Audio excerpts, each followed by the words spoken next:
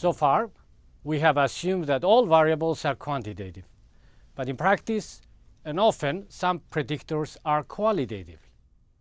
So we look at another example today, which is the credit card data, which consists of information for a number of potential customers.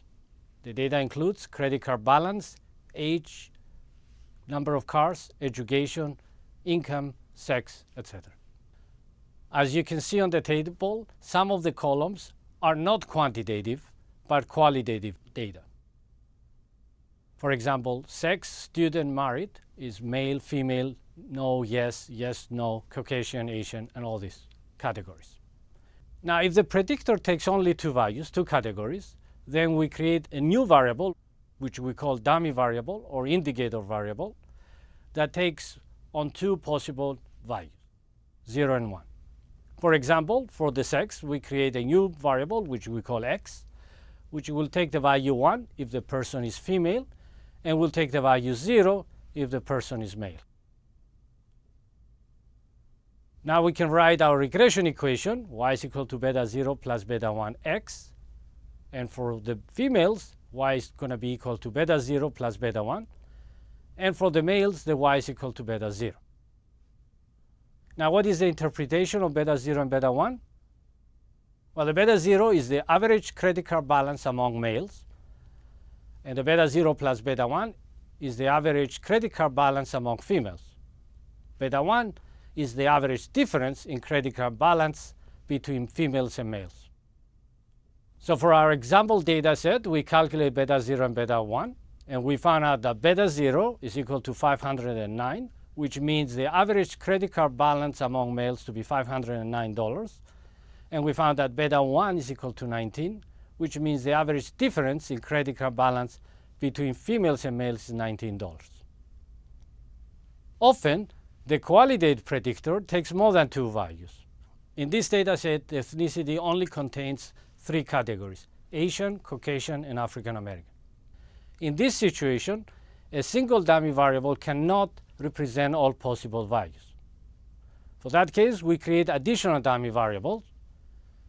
For example, we have one dummy variable, which we call x1, to be equal to 1 if the person is Asian, and 0 if the person is not Asian. The second dummy variable, x2, will be 1 if the person is Caucasian, or 0 if the person is not Caucasian. Now, if x1 and x2 are equal to 0, that means that the person is African American. Now, the regression equations become as follows.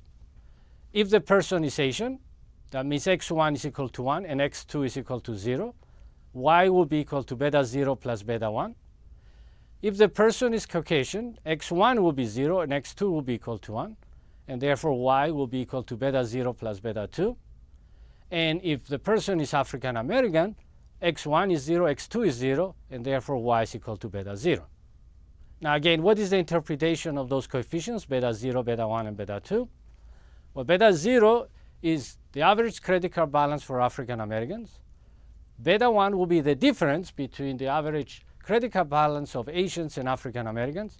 And beta 2 will be the difference between the average credit card balance of Caucasians and African Americans. Going back to our data matrix, I show an example with three columns. We have age, education, and ethnicity. But again, ethnicity as a categorical cannot be used. So we created dummy variables, in this case, two dummy variables, because we have three categories. And our design matrix, our data matrix becomes design matrix. It has four columns, the age, education as before, and two additional columns, which are the dummy variables, Caucasian and Asian. The Caucasian column indicates a person is Caucasian or not, and the Asian column indicates a person is Asian or not. If both of those columns are 0, that means that the person is African American.